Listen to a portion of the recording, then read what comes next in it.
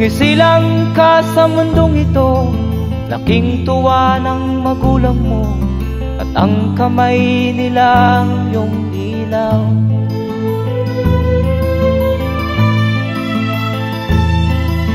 At ang nanay at tatay mo'y di malaman ang gagawin, namasdan pati pagtulog mo.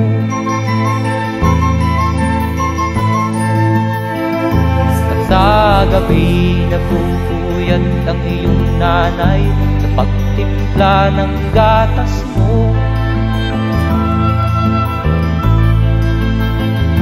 At sa umaga na may kalong ka ng iyong amang tuwang-tuwa sa'yo.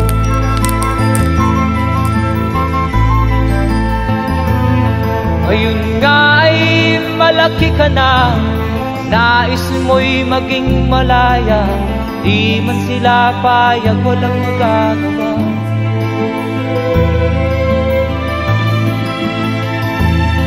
Ikaw nga ay biglang nagbago, naging matigas ang iyong